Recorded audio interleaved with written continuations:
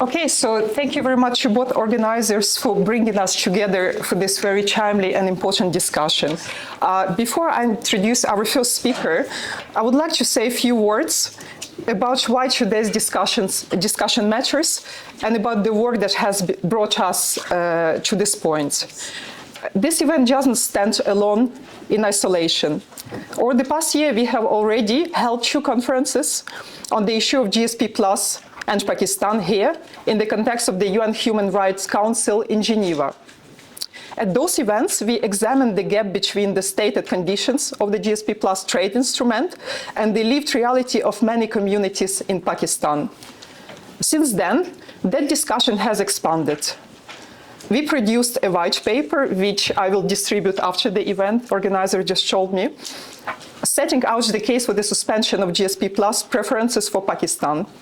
And at our last conference, we screened a documentary on the same issue. So you can also scan QR codes to GSP Plus white paper and to our documentary on the screen.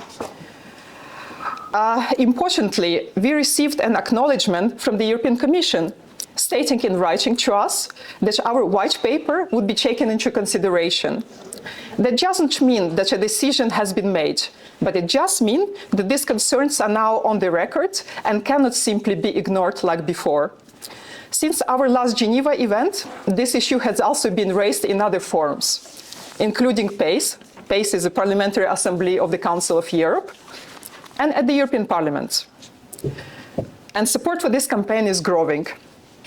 At the beginning, we often had to persuade people to come and talk at these events. This is no longer the case, so more voices now want to be heard from different perspectives and from different persecuted communities. At successive events, we have heard from Pakistani Christians, from Ahmadis, from the Baloch, and from others. The picture that emerges is broader than the persecution of any single group. It suggests a deeper and more systematic failure of rights protection in Pakistan. The absence of rights is not confined to minority groups only.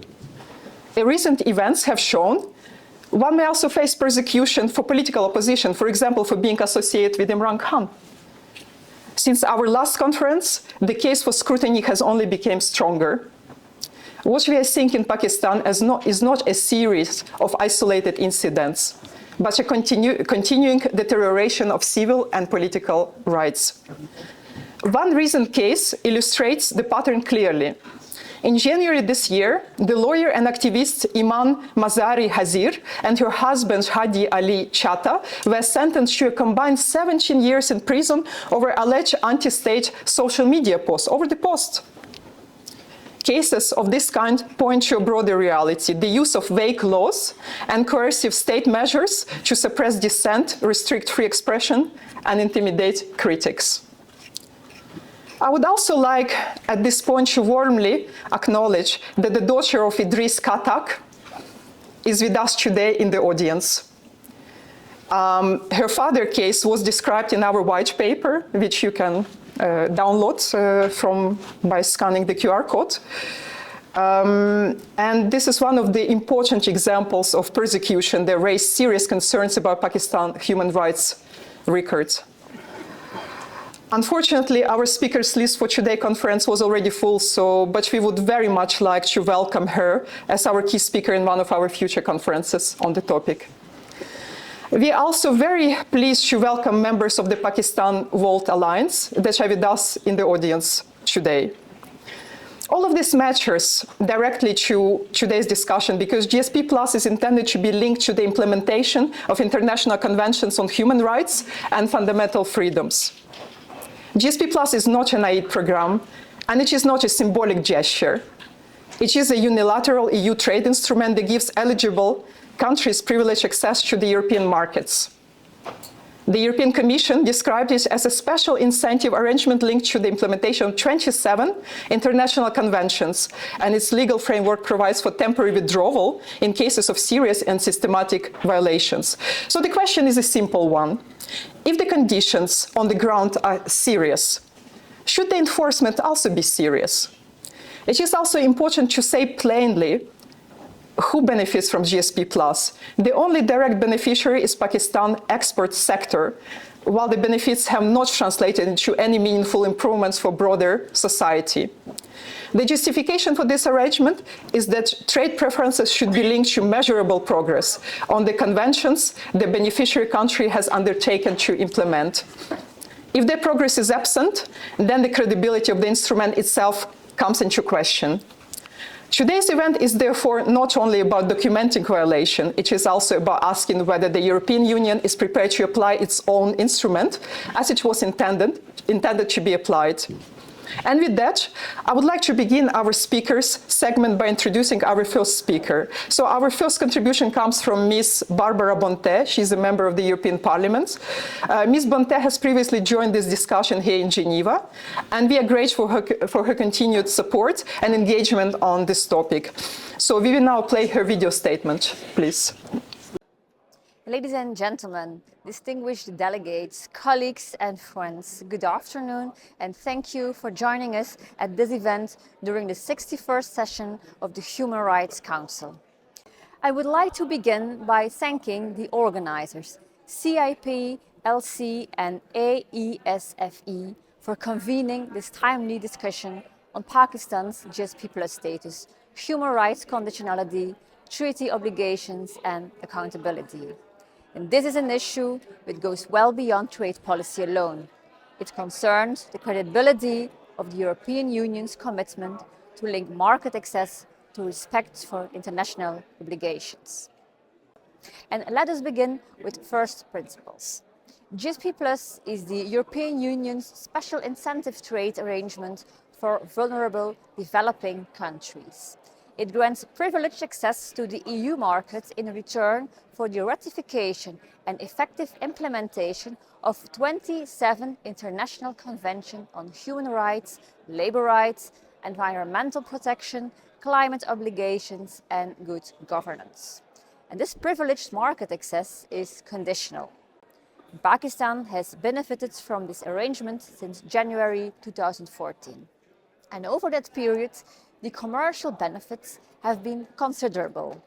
According to EU figures, Pakistan exports to the EU rose by over 108%, while total trade increased from 8.3 billion to 14.85 billion euro. The EU also states that more than 88% of Pakistani exports eligible for tariff reductions entered the EU at preferential rates in 2024. Therefore, this is not a marginal arrangement. It has delivered prosperity to Pakistan for more than a decade. And that is why today's question is so important. Has this benefit been matched by genuine compliance with the obligations attached to it? And that is also why the people speaking here are essential to this discussion. Dr. Nassim Baloch, chairman of the Baloch National Movement, is here because the situation in Balochistan has become one of the clearest tests of whether treaty obligations mean anything in practice. He speaks not only as a political representative, but from direct personal experience of the climate of repression surrounding Baloch activism. A motion tabled in the UK Parliament in February this year referred to the enforced disappearance of his father and two uncles, reportedly taken from their home in Hub Shouki by Pakistani security personnel without warrant, charge or due process. And this collective punishment is not an isolated occurrence. UN experts warned last year of enforced disappearances, arbitrary detention, violence against peaceful protesters, and restrictions on expression and association in Balochistan. Mr. Zulfi Bukhari brings direct knowledge of Pakistan's political system and of the pressure now being placed on opposition figures and their associates. Mr. Qasim Khan is here because the discussion about rights, due process and accountability is not theoretical. It concerns real cases, real detentions and real questions about the rule of law. We are also joined by Mr. Nikolaos Vretos, member of the Hellenic Parliament, whose presence reflects broader European concern, and by Mr. Rafael Kaliviotis, geopolitical analyst who brings an international perspective. I took part in last year's UN event on this issue, and I believe the message from that remains valid today. At that time, I said the European Commission now stands at the crossroads. And my call is clear: suspend Pakistan's GSP Plus trade privileges until the country meets its commitments on human rights, minority protection, and genuine educational reform. The time to act is now. And I concluded that suspending GSP Plus is not about punishment for its own sake. It is a tool to create leverage for change. And I stand by those words. And I stand by them because the human rights situation is not improving. And the concern today is not merely that past commitments have not been fully met, but that in key areas the situation is deteriorating. And yet, while the European Parliament has repeatedly raised concerns, the Commission has too often preferred continuity, dialogue and administrative caution over clear enforcement. And that is the contradiction we must confront.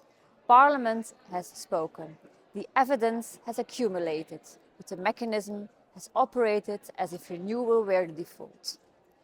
Still, I remain hopeful. I remain hopeful that the next version of GSP Plus will not be treated as an automatic rollover for Pakistan. And I remain hopeful that through the efforts of parliamentarians, lawyers, journalists, campaigners, and victims' representatives, the Commission will finally apply the principle on which GSP Plus was founded, that trade preferences must be earned and not presumed. If Pakistan is to continue benefiting from a future GSP Plus arrangement, it should do so on merits alone, on evidence, on compliance, and on real implementation of the international obligations it has undertaken. That is what is at stake here today. Thank you. Thank you to Ms. Barbara Ponte for those remarks. And now we move to our live panel. I would like all speakers to respect the time limit so that we can preserve time for questions and answers at the end of this discussion. So our next speaker is Mr. Nikolaos Vretos, member of the Hellenic Parliament. So Mr. Vretos, the floor is yours. Thank you. Honorable President, Honorable Moderator, distinguished speakers.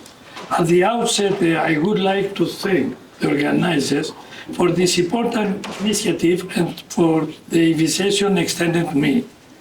My speech focuses on the systematic and the ongoing persecution of religious minorities in Pakistan, with particular emphasis on the Christian citizens of that country.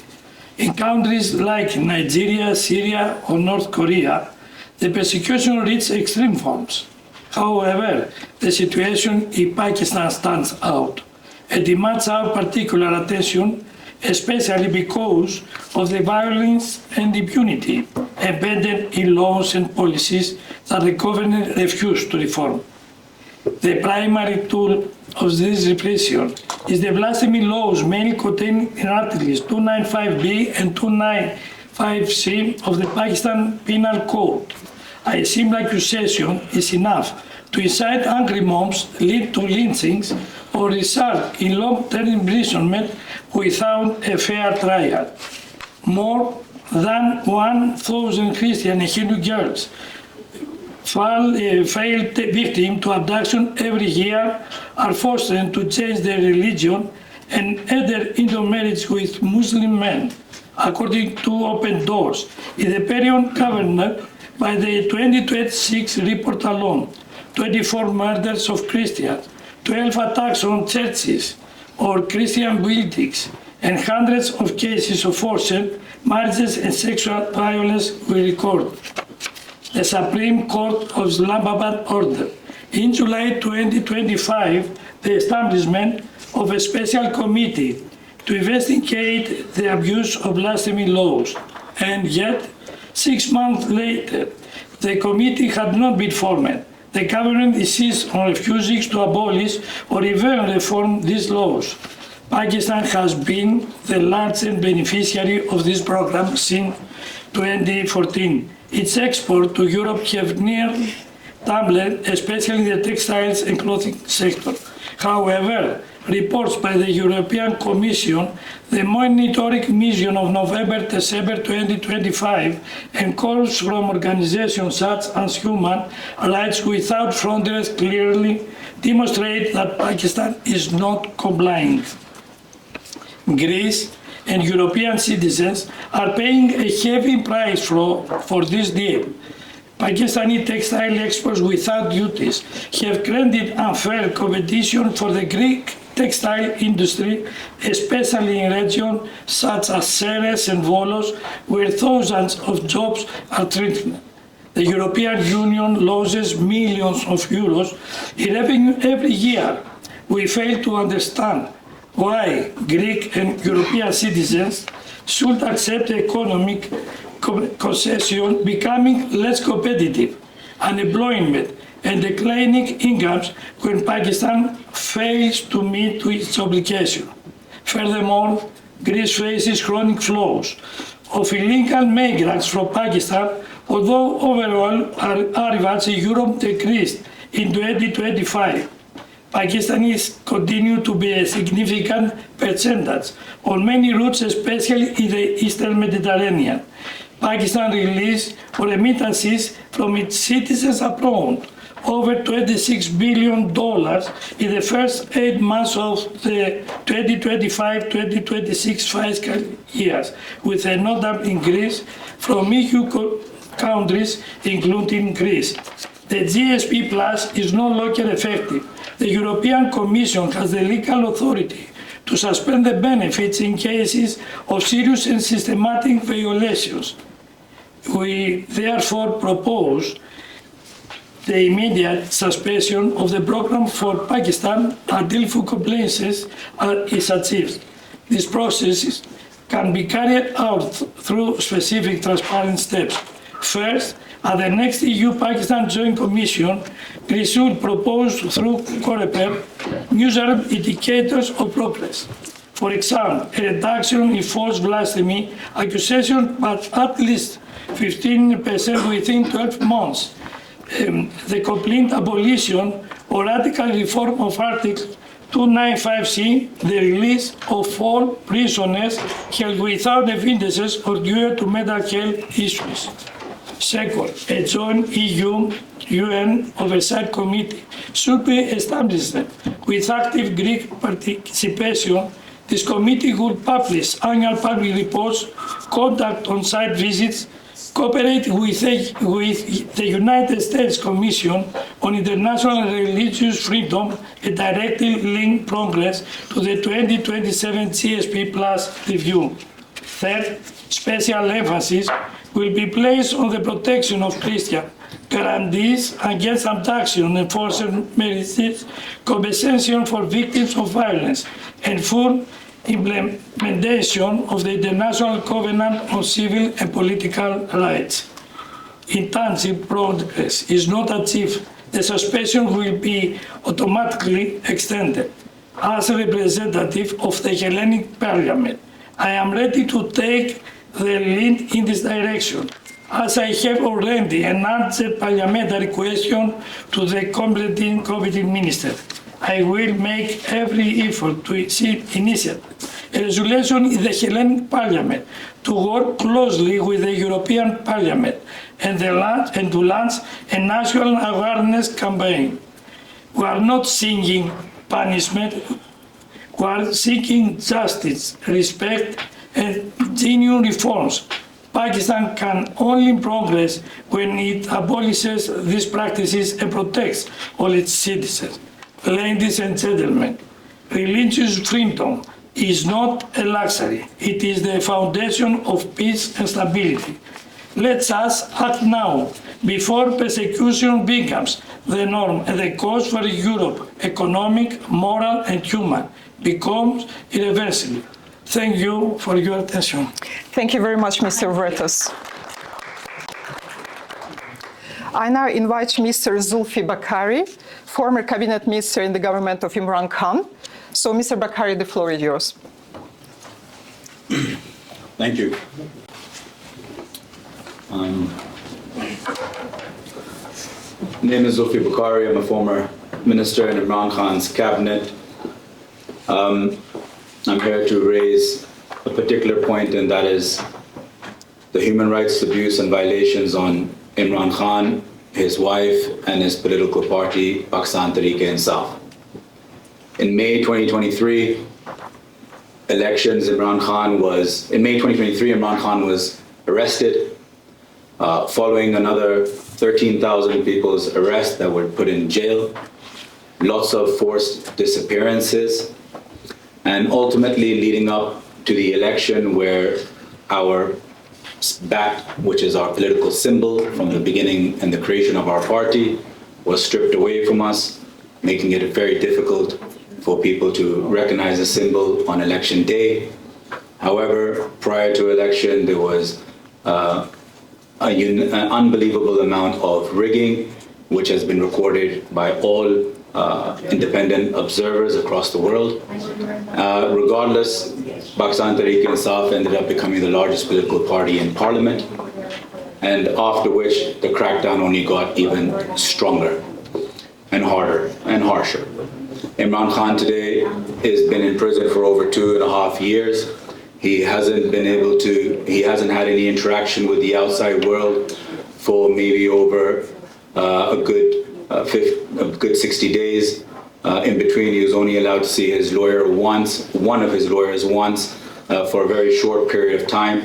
His health is deteriorating with an issue with his right eye, where he had lost 85% of his vision.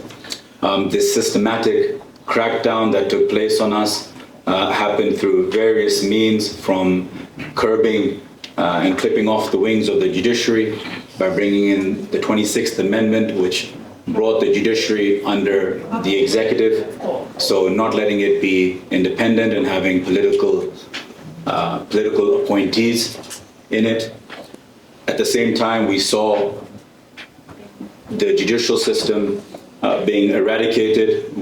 For the first time, we saw over 100 or maybe 104 people convicted in military courts, civilians being convicted in military courts, out of which one was Hassan Khan Niazi, Imran Khan's nephew, who still is in prison after his conviction. On November 26, we saw a massacre take place in Pakistan, where thousands of people came out on the road to protest against what the clampdown on Imran Khan and his party. Over a dozen people got killed. Malik Idris, one of my supporters, was also shot dead. BBC reported it. They tried to cover it up, but thanks to international media, that got revealed. Even myself, at the moment, having a 10-year sentence, convicted recently a couple of weeks ago on a 10-year sentence for a crime of terrorism, for which, when it took place, I wasn't even in the country. So it kind of shows you what is happening. Honorable guest earlier mentioned Iman Mazari and her husband Hadi, who have been sentenced to 17 years for a social media post. This gives you an indication of where Pakistan is. Most of our top-tier leadership is either in hiding or in prison. We have a 2-time foreign minister, Shah Mahmood Qureshi, extremely respectful human being, in prison. We have a 70-year-old former health minister who is in prison simply because she defeated the current Prime Minister's brother in the election, but overnight the result was overturned. We've got journalists that have been assassinated. We have journalists that are in exile, living in different countries for protection because they are not allowed to speak the truth.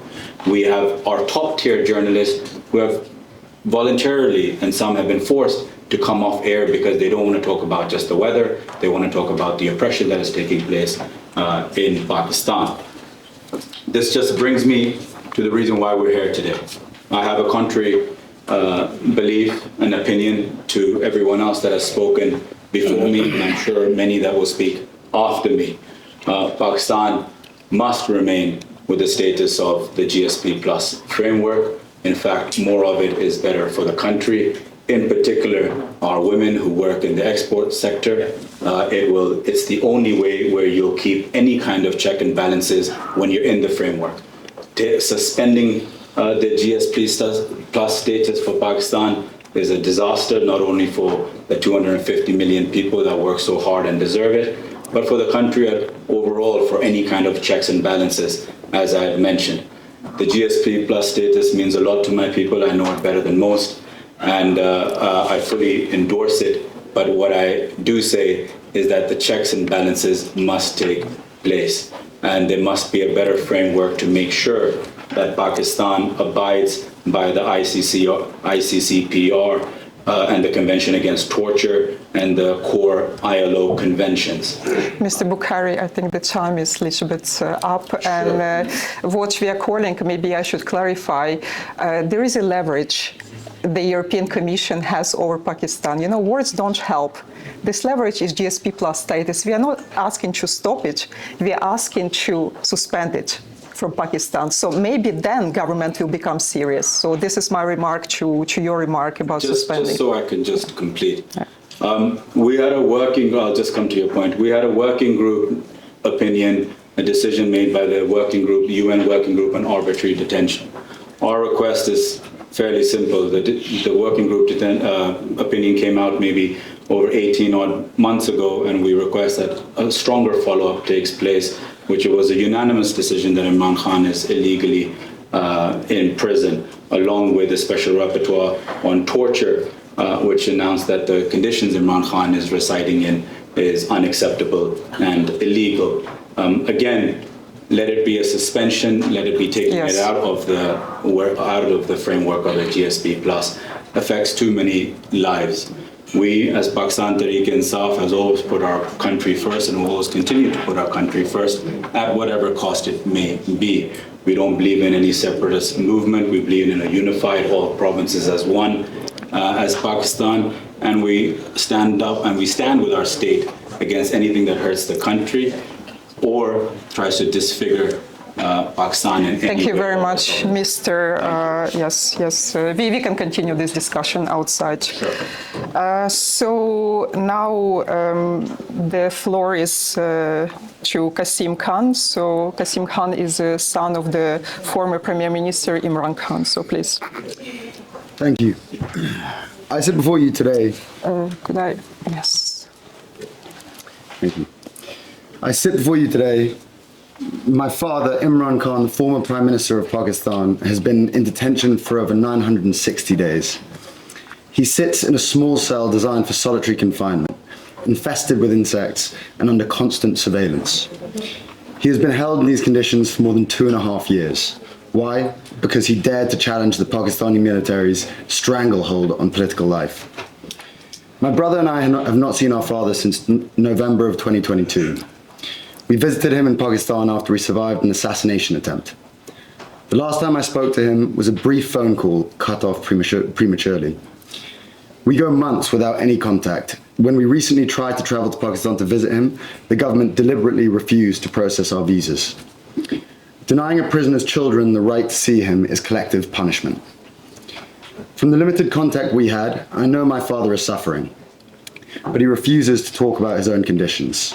He asks us, about our grandmother who passed away last year, about our lives. That is who he is. And so the details of what he endures comes not from him, but from independent observers and the United Nations itself. I want to be clear about something. My father's case is not an isolated incident. It is just the most visible example of a much wider pattern of repression in Pakistan since 2022. As Zulfi explained, thousands of political prisoners remain in detention. Civilians have been tried and convicted in military courts. Journalists have been silenced, abducted, or driven into exile. The February 2024 elections were rigged to prevent my father's party from taking over, and that was clear. What I want those present to understand is that my father's treatment is the military's test to see what they can get away with. Pakistan made binding commitments under the GSP Plus framework to uphold the international human rights conventions it ratified, including the International on civil and political rights and the Convention Against Torture. My father's arbitrary detention, his solitary confinement, the denial of medical care, the blocking of family visits, the trial of civilians in military courts, each of these violate those treaty obligations. My brother and I are not political people. We never wanted to come before bodies like this one. But my father's life demands that we take action. We cannot stand by as his health deteriorates and he is kept away from us. If the situation were reversed, we know he would not stop fighting until we were freed. That is the very least we can do for him. Thank you. Thank you very much. Okay, and now I invite Mr. Rafael Kaliviotis, geopolitical analyst, to deliver his speech, please. Thank you very much. Honorable President, honorable moderator, distinguished speakers, I stand before you burdened by the solemn mandate of the UN Charter to defend human dignity without exception. The systematic persecution of Christians in Pakistan is no regional anomaly. It is a fracture in our global peace, a contagion of intolerance that reverberates from South Asia to the borders of Greece, where I come from, and the heart of Europe. Our collective conscience remains scarred by two definitive tragedies. The first one is the ordeal of Asia Bibi 2009. A dispute over a cup of water condemned a Christian farmhand to death. For 8 agonizing years of solitary confinement, her plight stood as a treatment to injustice. The shadow of this case claimed the lives of Governor Taseer and Minister Batim, assassinated simply for the audacity of defending her. And secondly, the Jaranwala desolation 2023, with fabricated charges amplified by digital vitriol and mosque loudspeakers, incited a mob of 1,200 to raise 26 churches and 80 homes. Today, in 2025, justice remains a phantom. Trials have stalled and hundreds remain detained in Punjab alone, with Christians being disproportionately targeted as the process itself becomes the punishment. These horrors are the lethal fruit of Articles 295AB and especially C, laws weaponized for extortion and extremist mobilization. Specifically, Article 295C is not an instrument of law, but a legal automation of death. By mandating the gallows and stripping judges of discretion, it flagrantly betrays every international convention Pakistan claims to uphold.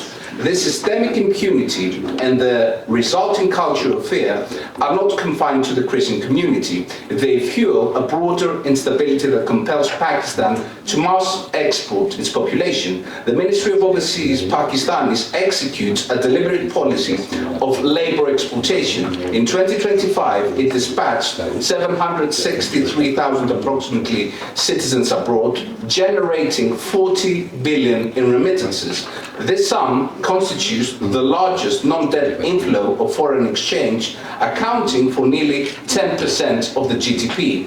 Islamabad chooses to export the crisis of poverty, transforming its citizens into revenue streams. These migratory flows are systematically channeled toward Greece and Europe through a calculated design in which Turkey is deeply entangled.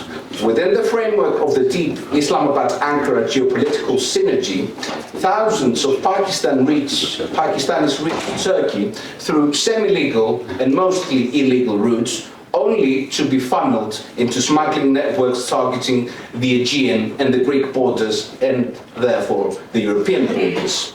Turkish territory serves as a central hub. Data from the IOM and Frontex confirm that Pakistanis represent a significant percentage of arrivals via the Eastern Mediterranean.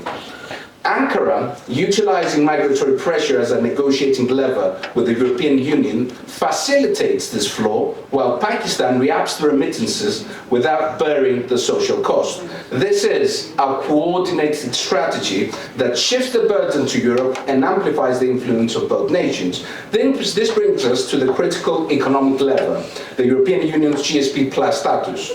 Pakistan is its largest beneficiary, with annual exports to the EU exceeding 8 billion. This preferential access is a privilege, not a right, granted strictly on the condition of protecting human dignity. Yet, while Pakistan profits, the blood of Christian martyrs stains the very soil that produces these goods. The European Parliament has recently taken a stand against the rising tide of Christianophobia. We must now transform this recognition into resolve. The EU's monitoring reports are clear. The abuse of blasphemy laws is a targeted weapon against the Christian community. Forced conversions and desecration of churches are not mere incidents. I therefore call upon the European Union to immediately activate the review process, setting a 6-month ultimatum. First, there should be immediate reform, the repeal of Article 295C, the full prosecution of those who orchestrated the Jaranwala pogrom against Christian families, and the establishment of an independent national commission for minority rights according to the Paris Principles. Second, we must have absolute conditionality. In the event of non-compliance, we must proceed with immediate suspension of GSP Plus status, and that means that no one wants to punish Pakistan. They just want Pakistan to be reformed. We cannot subsidize a regime that turns a blind eye to the gallows. And thirdly, I urge the Greek government to take a leadership role within the European Council, proposing binding human rights conditions for all developmental aid and supporting the appointment of a UN Special Rapporteur for religious freedom in Pakistan. Ladies and gentlemen, when faith is met with a noose, silence is a death sentence. We cannot profess to uphold human rights while we witness their legal execution. Let us end this institutionalized terror or admit that our charter is but a dead letter. Thank you. Thank you, Mr. Kalibiotis. Our next speaker is Dr. Nassim Baloch, chairman of the Baloch National Movement. Dr. Baloch, floor is yours, please. Distinguished guests, member of parliament, respected panelists, human rights defenders. Thank you to the organizers for providing this important platform to discuss human rights situation in Pakistan and the implications of its preferential trade status under the generalized scheme of preference plus, commonly known as GSP plus. The European Union granted Pakistan this special trade status with the expectation that it would comply with international conventions on human rights, labor rights, and democratic governance. The intention is clear. Trade privileges should encourage governments to respect the fundamental rights and dignity of their citizens. Unfortunately, the reality on the ground in Pakistan tells a very different story.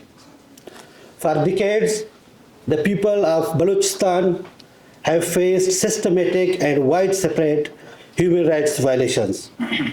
These include enforced disappearances, extrajudicial and custodial killings, arbitrary detention, torture, and the suppression of political voices.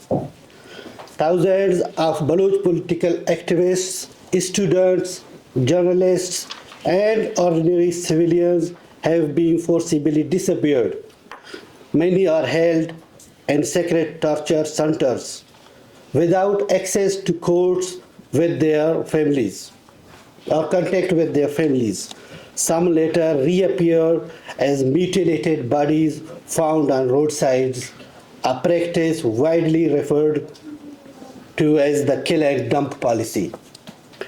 In 2025, we have documented 1,355 cases of enforced disappearances and 229 cases of extrajudicial killings. The figures for this year up to 20th March are equally alarming. 228 enforced disappearances and and 81 extrajudicial killings. And these disappearances include 10 women. Out of these 10, 5 were later released after being subjected to torture, and 1 was presented in the media with fabricated charges. Notably, 21 of these killings occurred within the first 10 days of the month of March in a single town called Panjgur in Balochistan. For many families in Balochistan, human rights are not an abstract concept. They mean the difference between knowing whether your son is alive or spending years searching for his dead body. Mothers, sisters, and children continue to protest peacefully, holding photographs of their missing loved ones. Many have marched hundreds of kilometers to Islamabad, demanding justice and accountability through peaceful demonstration. Yet their voices remain largely unheard. These actions constitute clear violations of international human rights law, including the International Covenant on Civil and Political Rights and the Convention Against Torture, both of which Pakistan has ratified. Distinguished participants, the shrinking space for political dissent and civil liberties in Pakistan is increasingly shrinking. The arrest and treatment of former Prime Minister Imran Khan has raised serious concerns about the rule of law and democratic norms in Pakistan.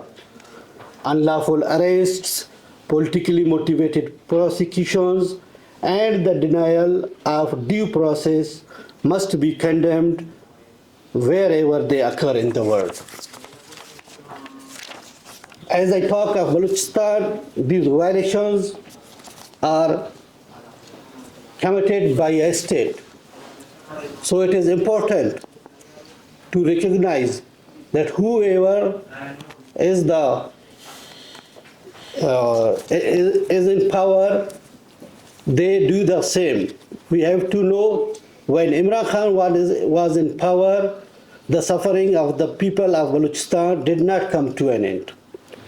Today, many members of his political party are facing forms of repression that Baloch activists, students, and political workers have endured for decades. When injustice is ignored because the victims are marginalized or politically inconvenient, it does not disappear, it spreads. What Baloch activists have endured for decades is now being experienced more widely across Pakistan. Despite this deeply concerning human rights situation, Pakistan continues to benefit from the GSP Plus scheme of European Union. This raises an important question. If the human rights conditions attached to this program are not effectively enforced, what message does it send, both to the victims and to the governments that violate international law?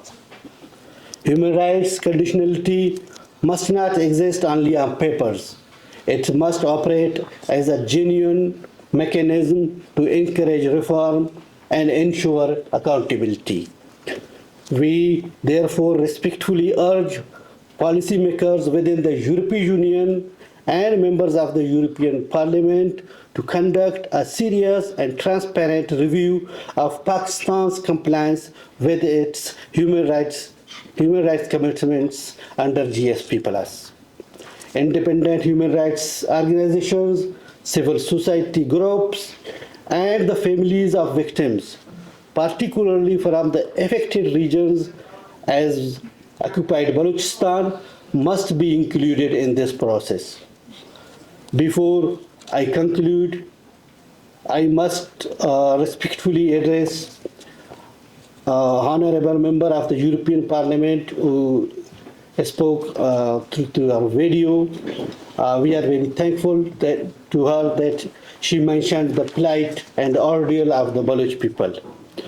And on this platform, we request her to stand as a global advocate for human rights and democratic values. The people of Balochistan look to institutions such as European parliaments. We urge all the European member parliament and other human rights activists to be the voice of the voiceless people. The people of Balochistan are not asking for privilege. They are asking for freedom, justice, and for self-determination in accordance with the UN Charter. Trade agreements should never silence voices of victims. If human rights conditionality under GSP Plus is to have meaning, it must result in justice and protection for the people of Balochistan.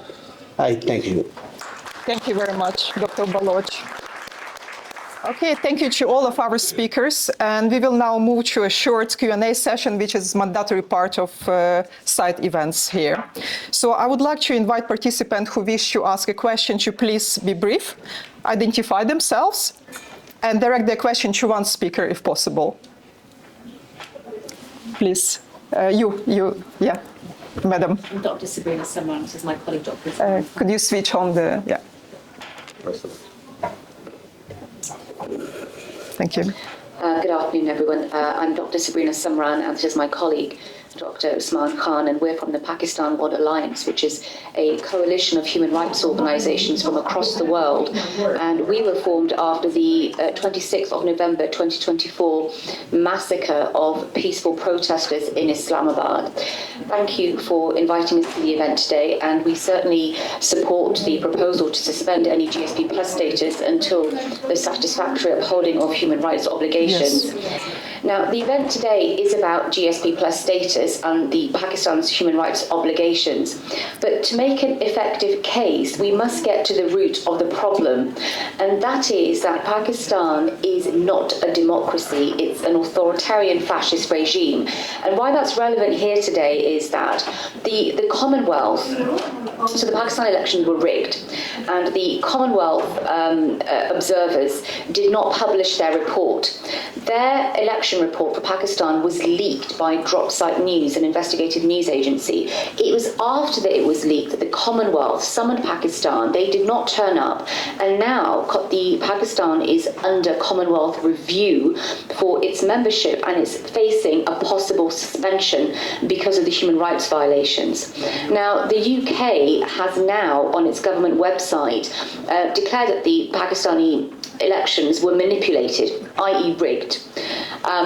Now, with the European Parliament, twice before it has passed a motion for the GSP Plus status of Pakistan to be suspended because of the human rights violations in Pakistan, and twice this hasn't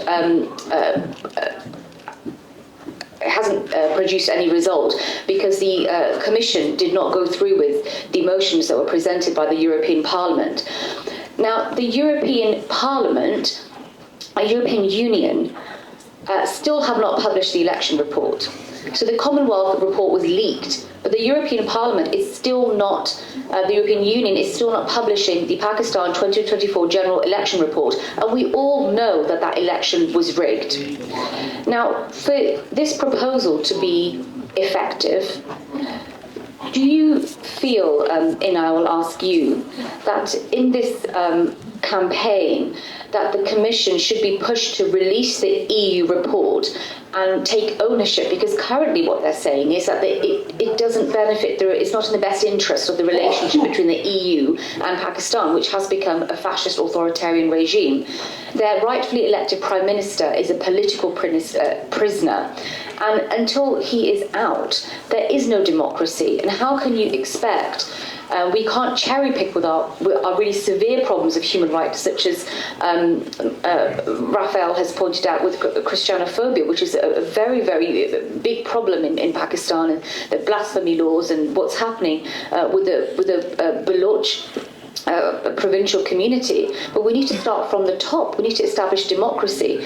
So do you feel that in the campaign in which we join you, that we should be pushing the European Commission to release that report and take ownership of the relationship that it has built with Pakistan, which quite frankly is not fulfilling human rights obligations? Thank you. Yes, thank you very much for the question. I totally agree with you, absolutely. So this could be additional topic for us, and we can ask European Commission to for release if they Yes, please. Hi, thank you very much for allowing me to speak. I am Dr. Usman Khan.